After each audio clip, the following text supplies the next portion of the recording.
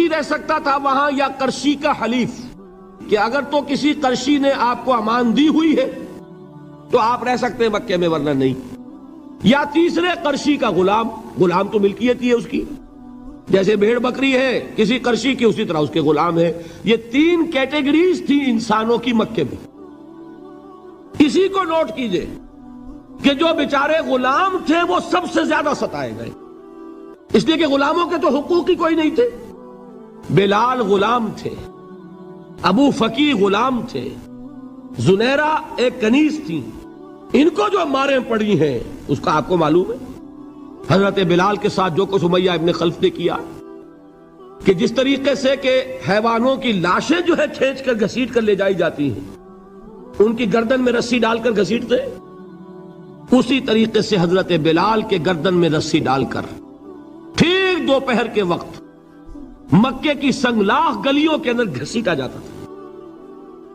نیچے زمین جل رہی ہے توے کی طرح، اور ویسا بھی ہوتا تھا کہ چت لٹا دیا، اوپر سے وہ آگ مکے کا کہ سورج جو ہے ذرا نوٹ کیجئے، آگ برسا رہا، نیچے زمین توے کی طرح جل رہی ہے، اور ایک بھاری سل بھی لا کر جو ہے سر پر رکھ دی، چھاتی پر رکھ دی گئی ہے کہ آواز نہیں نکل رہی، جھاگ نکل رہے منہ سے، لیکن اس حال میں بھی احد احد احد، ایک اللہ، قل هو اللہ احد، الفاظ نکل رہے۔ یہ ہے وہ صبر علی الابتلاء، صبر علی الایذاء، یہ ابتلاء اور ایذاء پر صبر ہے۔ جھیلو، برداشت کرو، اس توحید پر قائم رہو، محمد کی رسالت کے اقرار کرتے رہو صلی اللہ علیہ وسلم، لیکن ہاتھ نہیں اٹھانا۔ اب میں آپ کو بتا رہا تھا یہ تو غلام تھے، یہ جو تھے یاسر، یہ حلیف تھے، غلام تو نہیں تھے نا۔ البتہ وہ ابو جہل کے چچا کی کنیز تھی یہ سمیہ، انہوں نے اجازت لے کر ان سے نکاح کر لیا، یہ تو کنیز رہیں گی۔ بیٹا جو ہوا وہ بھی ایک طرح سے جب کنیز زیادہ ہے تو غلام ہو گیا، عمار ابن یاسر۔ وہ جو شخص تھا بہت شریف النفس ابو جہل کا چچا، وہ مر گیا، اب ابو جہل جو ہے اس خاندان کا سربراہ ہے، لہذا یہ تینوں جو افراد ہیں وہ اس کے رحم و کرم پر ہیں۔ یاسر کو بھی پروٹیکشن اگر ہے تو ابو جہل کی ہے، ابو جہل جو چاہے کرے، اور سمیہ تو کنیز ہے ہی، اس کا تو کوئی حق ہے ہی نہیں، جو چاہے کرے، اور عمار ان دونوں کا بیٹا ہے، لہذا بدترین معاملہ کیا ابو جہل نے ان 3 افراد کے ساتھ۔ حضرت سمیہ کے ساتھ جو کچھ کیا گیا ہے آپ اس کا تصور نہیں کر سکتے۔ بالآخر جو شہید کیا ہے حضرت سمیہ کو، ایذائیں دے دے کے، سسکا کے، ان کے جسم کے نازک حصوں کو جلا کے، داغ دے کر، کہتا کیا تھا؟ ایک دفعہ کہہ دو کہ میرا جو یہ بت ہے یہ بھی الہ ہے، مان لو میں چھوڑ دوں گا۔ تنگ آ گیا، کسی طریقے سے ایک دفعہ کہہ دو پھر میں چھوڑ دوں گا۔ لیکن یہ میاں بیوی حضرت یاسر اور حضرت سمیہ رضی اللہ تعالی عنہما، یہ ہے ثبات، یہ ہے صبر، یہ ہے استقلال، ایک مرتبہ بھی کہنے کے لیے تیار نہیں ہوئے جو چاہو کر لو، اب ہم تو اس سے پیچھے نہیں ہٹیں گے۔ تنگ آ کر اس نے حضرت سمیہ کی تو شرمگاہ میں برچھا مارا ہے اور شہید کیا۔ حضرت یاسر کے بارے میں ایک روایت یہ ہے، ستا کے، تنگ کر کر کے، آخر کار جو ختم کیا انہیں شہید کیا کس طرح؟ 4 سانڈ اونٹ جوان، ان سے رسے باندھے، ایک رسے سے ایک بازو باندھا، دوسرے سے دوسرا بازو باندھا، تیسرے سے ایک ٹانگ باندھی، چوتھے سے دوسری ٹانگ باندھی، اور چاروں کو دوڑایا ہے کہ جسم کے پرختے ہو گئے۔ اس وقت سامنے سے حضور گزرتے تھے جبکہ آل یاسر کے ساتھ یہ معاملہ ہو رہا ہے، کیا فرماتے تھے؟ اسبروا یا آل یاسر فإن موعدکم الجنہ، اے یاسر کے گھر والوں صبر کرو، جھیلو، اس لیے کہ تمہارے وعدے کی جگہ جنت ہے۔ اللہ تعالیٰ ادھر آنکھ بند ہوگی ادھر جنت میں تمہارا داخلہ ہو جائے گا۔ یہ ہے تواصوا بالصبر، والعصر ان الانسان لفی خسر۔ یہ تواصوا بالصبر پر کون عمل کر رہا ہے؟ محمد الرسول اللہ صلی اللہ علیہ وسلم۔ دے تو بھی محمد کی صداقت کی گواہی۔ یہ صداقت کی گواہی دیتے ہوئے انہوں نے اپنی جانیں دے دی۔ 4 سے لے کر 12 تک 8 برس اس کو کہتے ہیں پرسیکیوشن، فزیکل پرسیکیوشن، تشدد، مار پیٹ، جلانا، دہتے ہوئے انگاروں پر لٹانا، فاقے رکھنا، بھوکے رکھنا، ان کو ڈال دی گئی زنجیریں، گھروں میں بند کر دیا گیا نوجوانوں کو۔ حضرت عثمان کو چچا نے ان کے ایک چٹائی کے اندر لپیٹا اور دھونی دے دی، دم گھٹ رہا ہے، جان نکل رہی ہے۔ حضرت مصعب بن عمیر رضی اللہ تعالی عنہ، وہ نوجوان 200 درہم کا جوڑا ان کا سل کر آتا تھا شام سے تیار ہو کر، لباس معطر ہوتا تھا، جدھر سے نکل گیا پوری گلی جو ہے وہ معطر ہو گئی، انگلیاں اٹھ رہی ہیں، وہ جا رہا ہے مصعب، یہ خوشبو اس کی ہے۔ اس مصعب کے ساتھ کیا سلوک کیا؟ باپ تو مر چکا تھا، ماں نے پالا تھا، دولت بہت چھوڑ کر گیا تھا باپ، لہذا ماں نے بڑے ناز و نام میں پالا، بڑے لاڈ پیار میں، 200 درہم کا جوڑا تیار ہو رہا ہے۔ لیکن یہ کہ آپ کو معلوم ہے عرب کے اس معاشرے میں عورت کی کوئی حیثیت نہیں تھی، ماں کا اختیار نہیں تھا، چچا تھا اب سربراہ خاندان کا۔ چچا نے کہا مصعب اگر تم نے اپنے باپ کا دین چھوڑ دیا ہے تو باپ کی دولت پر بھی تمہارا کوئی حق نہیں ہے، نکل جاؤ گھر سے۔ اس نے یہ سوچا تھا کہ مصعب کے ہوش ٹھکانے آ جائیں گے، دن میں تارے نظر آ جائیں گے، ناز و نام میں پلا ہوا، گھر سے نکل کے جائے گا کہاں؟ یہ سارا نشہ جو ہے توحید کا یہ ہرن ہو جائے گا۔ حضرت مصعب کا جواب بالکل برعکس تھا، اچھا ٹھیک ہے چچا جان، میں گھر چھوڑتا ہوں۔ وہی بات جو کبھی کہی تھی ابراہیم نے، باپ نے کیا کہا تھا؟ واجرنی ملیہ، جاؤ چلے جاؤ، دفع ہو جاؤ میری نگاہوں سے۔ حضرت ابراہیم نے کیا جواب دیا تھا؟ سلام علیک ساستغفر لک ربی انہ کان بی حفیہ۔ اچھا ابا جان آپ کا حکم یہی ہے تو میں چلتا ہوں، آپ پر سلامتی ہو، میرا رب مجھ پر بڑا مہربان ہے، میں اس سے آپ کے لیے استغفار کروں گا۔ جلدی یہی جو ہے حضرت ابراہیمی کی نسل ہے نا قریش۔ آج ابراہیم کے ایک بیٹے کے ساتھ وہی معاملہ ہو رہا ہے مصعب کے ساتھ، اور مصعب چلنے کے لیے تیار ہو گئے۔ چچا نے سوچا میں سمجھتا تھا کہ ہوش ٹھکانے آ جائیں گے، یہ تو تیار ہو گیا نکلنے کے لیے۔ غصے میں آ کے اگلی بات کہی، یہ کپڑے جو پہنے ہوئے تم نے یہ بھی اسی مشرک باپ کی کمائی کے ہیں، اتارو ان کو۔ وہیں کپڑے اتارے، مادر زاد برہنہ گھر سے نکالے گئے۔ ماں کے پاس پہنچے، ماں نے آنکھوں پر ہاتھ رکھے، مصعب کیا ہوا؟ ماں سے کہتے ہیں کہ ماں میں موحد ہو گیا، اور وہاں سے گئے پھر حضور کی خدمت میں، کپڑے کہیں سے مانگے ہوں گے۔ یہ مصعب ہیں 200 درہم کا جوڑا پہننے والے۔ جب حضور پر مدینے کے 12 افراد ایمان لائے تھے، بیعت عقبہ اولیٰ ہوئی، انہوں نے کہا کہ حضور ہمیں کوئی شخص اپنا ایسا شاگرد دیجئے جو ہمیں قرآن پڑھا سکے۔ حضور نے حکم دیا مصعب جاؤ، اب مدینے جاؤ، یثرب جاؤ، یثرب والوں کو قرآن پڑھاؤ، انہیں تبلیغ کرو۔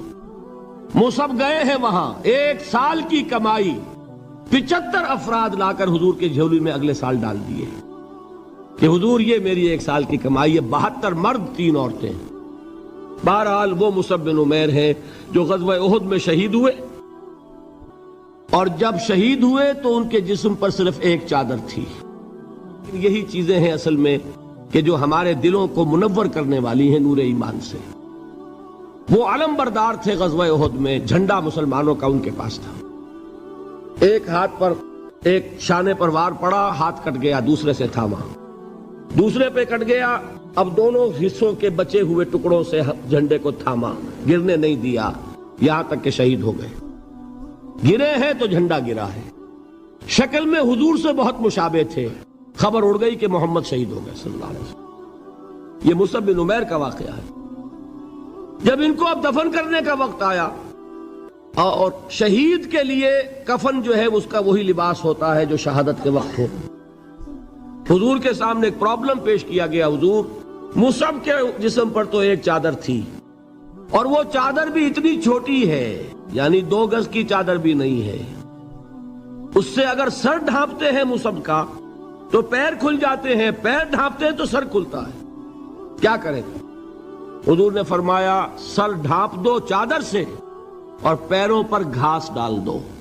یہ آخری لباس ہے جو محمد کے اس دیوانے کو اس دنیا سے رخصت ہوتے ہوئے ملا ہے، جس کا 200 درہم کا جوڑا چلتا تھا۔ یہ ہے صبر۔ برداشت کیا کہ نہیں کیا؟ یہ خباب بن الارت پیشے کے لحاظ سے لوہار تھے. سوچئے ایک زندہ انسان کو دہتے ہوئے انگاروں پر لٹایا جا رہا ہے. ان انگاروں سے کھال جلی کمر کی چربی پگھلی. اس پگھلنے والی چربی سے وہ انگارے ٹھنڈے پڑے. یہ سب کچھ جھیل رہا ایک شخص. سوچنے والوں نے سوچا نہیں ہوگا کیا جرم تھا ان کا؟ تو بڑا شریف آدمی ہے، بہت اچھا کاریگر ہے، وقت پر کام دیتا ہے، مناسب اجرت لیتا ہے. یہ کیا ہوا؟ یہ کوئی جرم نہیں. جرم صرف ایک ہے، ایک اللہ کو مانتا ہے اور محمد کے دامن سے وابستہ ہے صلی اللہ علیہ وسلم. فاستعینوا بالصبر والصلاۃ، مدد حاصل کرو کس سے؟ صبر سے اور نماز سے. ان اللہ مع الصابرین، جان لو کہ اللہ تعالیٰ صبر کرنے والوں کے ساتھ ہے. ولا تقولوا لمن يقتل في سبيل الله اموات، اور ہرگز نہ کہو اسے جو اللہ کی راہ میں قتل ہو جائے کہ وہ مردہ ہے. بل احیاء ولکن لا تشعرون، نہیں، وہ زندہ ہے لیکن تمہیں ان کا شعور نہیں ہے. اور سنیے اب یہ آیت اہم ترین ہے صبر کے موضوع پر. وَلَنَبْلُوَنَّكُمْ بِشَيْءٍ مِّنَ الْخَوْفِ وَالْجُوعِ وَنَقْصٍ مِّنَ الْأَمْوَالِ وَالْأَنفُسِ وَالثَّمَرَاتِ وَبَشِّرِ الصَّابِرِينَ. اور دیکھو ہم تمہیں آزمائیں گے. وَلَنَبْلُوَنَّكُمْ، ہم لازماً آزمائیں گے تمہیں. بِشَيْءٍ مِّنَ الْخَوْفِ، خوف کی کیفیت طاری کر کے، والجوع، بھوک، فقر اور فاقہ، ونقص من الاموال، مالی نقصان، والانفس، جانی نقصان، والثمرات، اور ثمرات، پھلوں اور میووں کا نقصان. میرے نزدیک یہاں پر ثمرات کا مفہوم ایک اور بھی ہے.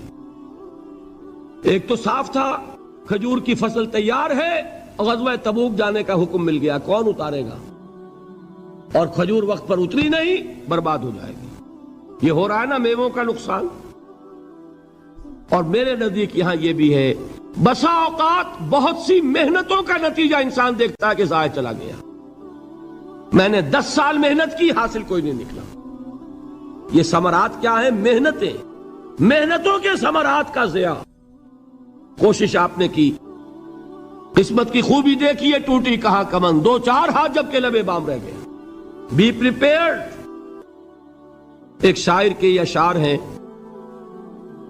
یہ فصل امیدوں کی ہمدم اس بار بھی غارت جائے گی، سب محنت صبحوں شاموں کی اب کے بھی اکارت جائے گی. میرے نزدیک یہ ثمرات کا جو لفظ یہاں آیا ہے، وَنَقْصٍ مِّنَ الْأَمْوَالِ وَالْأَنفُسِ وَالثَّمَرَاتِ، سب محنت صبحوں شاموں کی اب کے بھی اکارت جائے گی. دھرتی کے کونوں کھدروں میں پھر اپنے لہو کی کھاد بھرو، پھر مٹی سینچو اشکوں سے، پھر اگلی رت کی فکر کرو، پھر اگلی رت کی فکر کرو، جب پھر ایک بار اجڑنا ہے. ایک فصل پکی تو بھر پایا، تب تک تو یہی کچھ کرنا ہے. ایک مقصد ہے سامنے، انقلاب برپا کرنا ہے. ایک کوشش ناکام ہو جائے کوئی پرواہ نہیں، نیکسٹ. پھر تیار رہو ناکامی کے لیے. ایسا نہ ہو جو انگریزی میں کہتے ہیں hope for the best but be prepared for the worst. ایسا نہ ہو کہ دوسری مرتبہ ناکام ہو کے بددل ہو جاؤ، تمہاری ہمتیں جواب دے جائیں. نہیں، پہلے سے تیار رہو کہ دوسری مرتبہ بھی ناکامی آئے تو آئے، لیکن جب تک کہ کامیابی حاصل نہیں ہوتی ہمیں یہ کام کیے چلے جانا. دیکھیے سیرت میں آیا کہ نہیں یہ واقعہ. بدر میں مسلمانوں کو فتح ہوئی تو احد میں زک پہنچی کہ نہیں؟ 70 صحابہ شہید ہوئے کہ نہیں؟ اگر ان کی ہمتیں جواب دے جاتی تو گاڑی کیسے چلتی آگے؟ تو فرمایا وَلَنَبْلُوَنَّكُمْ بِشَيْءٍ مِّنَ الْخَوْفِ وَالْجُوعِ وَنَقْصٍ مِّنَ الْأَمْوَالِ وَالْأَنفُسِ وَالثَّمَرَاتِ. ہم تمہیں لازم آزمائیں گے، خوف کی کیفیت سے، فقر و فاقے کی کیفیت سے، بھوک سے، جان کے نقصان سے، مال کے نقصان سے، محنتوں کے حاصل کے ضائع ہو جانے سے. وَبَشِّرِ الصَّابِرِينَ، اور اے نبی بشارت دیجئے صبر کرنے والوں کو.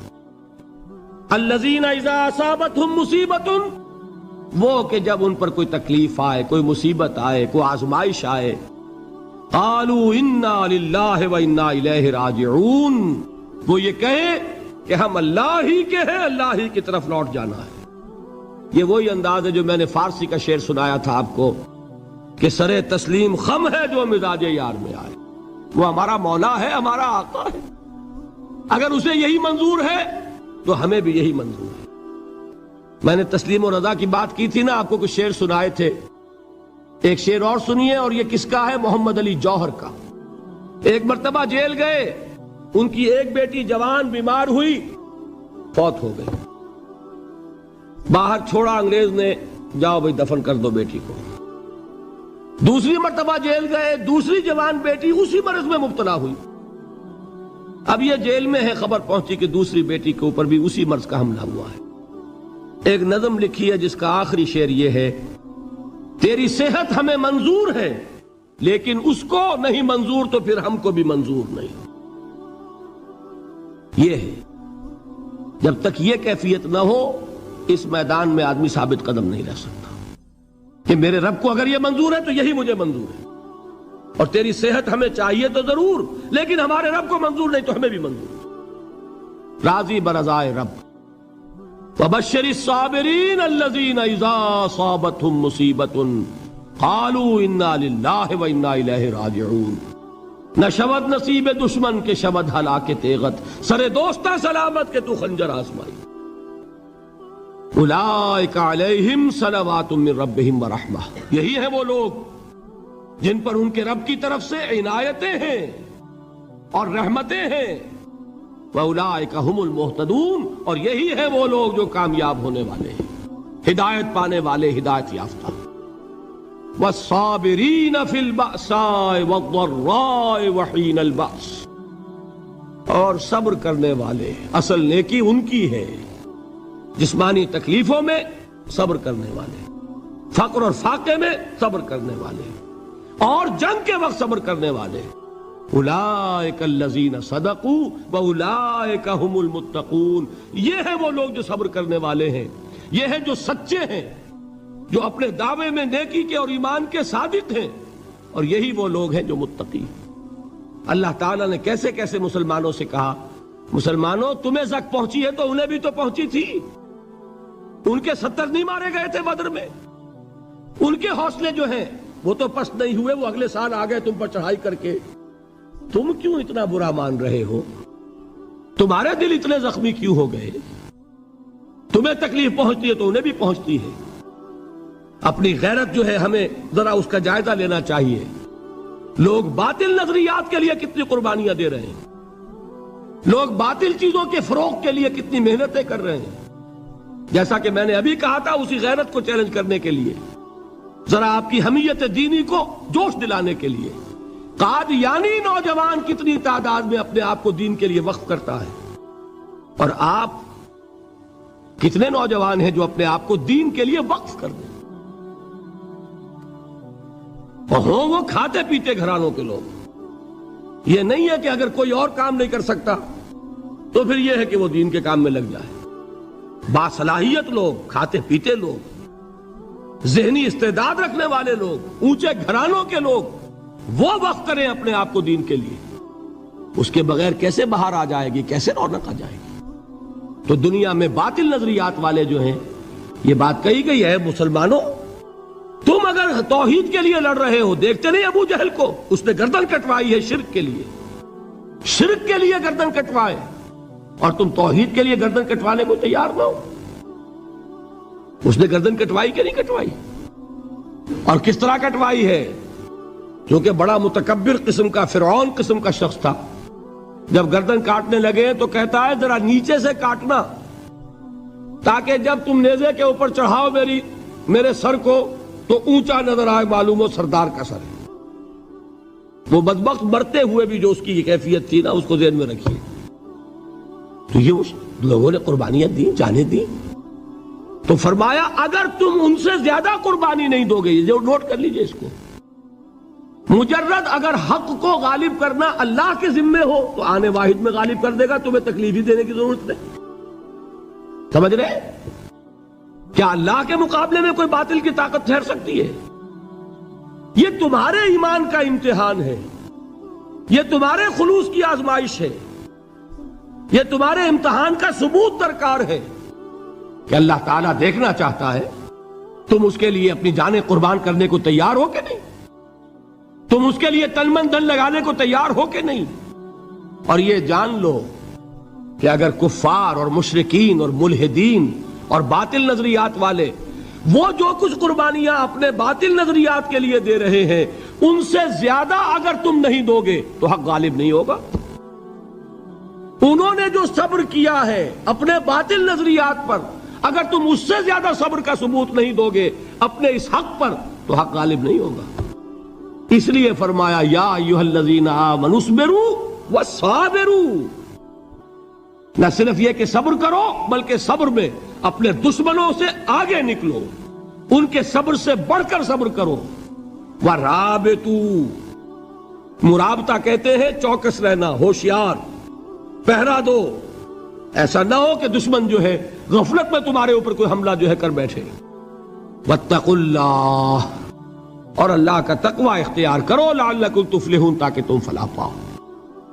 یہ ہے حضرات تواصوا بالصبر۔ میں نے عرض کیا تھا ہر جگہ پر آپ کو چوٹی کی بات صبر ملے گا۔ آیت الکرسی، آیت البر جو میں نے آپ کو سنائی آخر میں، والصابرین فی الباساء والضراء وحین الباس، حامیم السجدہ، وما یلقاها الا الذین صبروا وما یلقاها الا ذو حظ عظیم، اس کے بغیر تو نہیں ہوگا۔